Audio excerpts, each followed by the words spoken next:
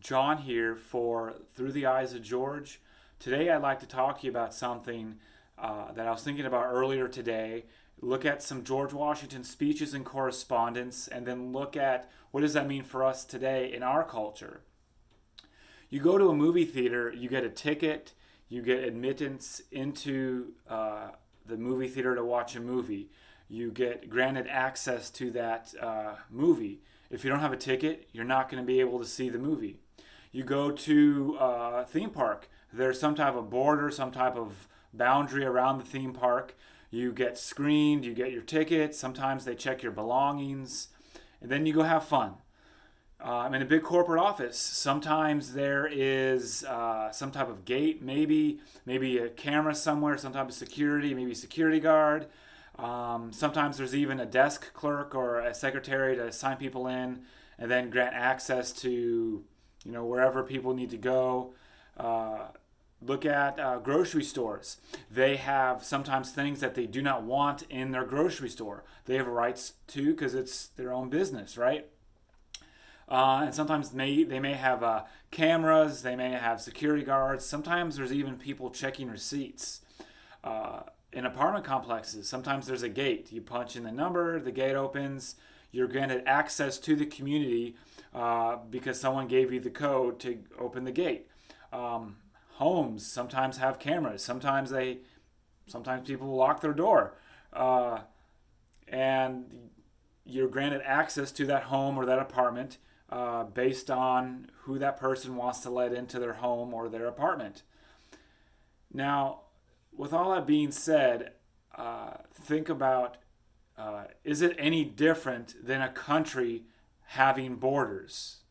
Is it outdated for a country to not have borders? George Washington wanted some type of naturalization, some type of assimilation of people coming into this country who wanted to live here, right? So why should that be? Why should it be any different for all these little things in our private life that have security and borders, some type of, screening in some kind of way, a theme park or what have you? Is it outdated for a country to have borders? Well, George Washington was our first president. Let's look at some documents that he had, and that some speeches that he made.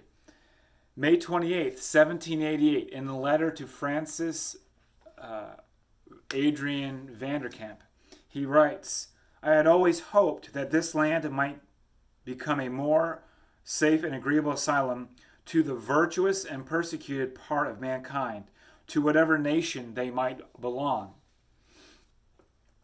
On January 1790, George Washington writes to the House of Representatives and to the Senate. He says, "Various considerations also render it expedient that the terms on which foreigners may be admitted to the rights of citizens should be speedily ascertained by the uniform rule of naturalization." Then there's the Naturalization Act of 1790. Then George Washington writes to John Adams on 1794.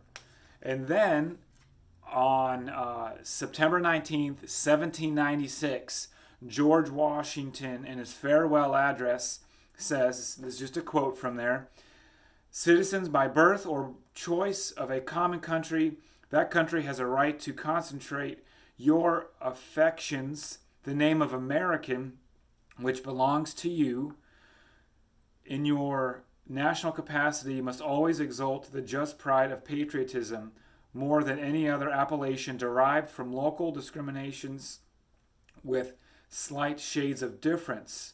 You have the same religion, manners, habits, and political principles. You have in a common cause fought together, triumphed together. The independence and liberty you possess are the work of joint councils, joint efforts, common dangers, sufferings, and successes."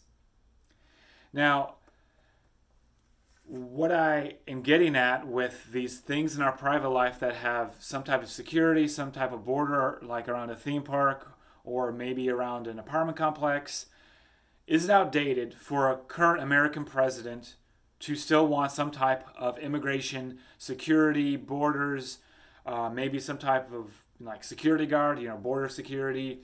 In today's culture, we have the great technological advances of drones and planes.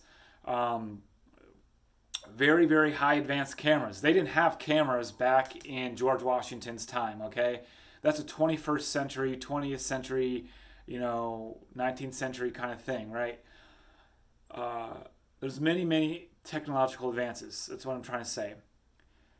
So it's not new for a president to want some type of border security, naturalization, assimilation to this country. George Washington wanted it. Any other president after him that wants it, it's not this new crazy phenomenon where they're trying to entrap people to, hurt one group of people over another. But cultures change over time. The premise that a president wants border security or naturalization or some type of assimilation is not a new thing. What a president does in terms of how to implement border security, assimilation of whatever the country is, not just this country, but other countries too, some type of naturalization, that's up to the country and that culture in that country, or the current culture in that country. Because like I said, cultures change over time. But the premise that a country needs borders or wants borders to know who comes into their country, it's not new. Ever since the movie theater was made, guess what? You get a ticket, you get granted access to that movie to watch that movie. You don't have a ticket, you won't be able to see the movie. Now, everything I said in this video, I'll put in the description below. Thank you for watching this video. I hope it was helpful in some kind of way. I just wanted to point out the similarities there with a lot of things in our private life having security or some type of being granted access. And like I said, the way in which a president does and appropriates the naturalization process, or appropriates the screening of people coming into this country, is different for each culture throughout the generation of people here in America. It was different for George Washington, and it's different for Donald Trump, who is our current president. So I just thought I should say that, and I thought that was kind of cool, that kind of similarity there with our private life and our public life as a country. So thank you for watching this video. I'll talk to you soon. Have a great day.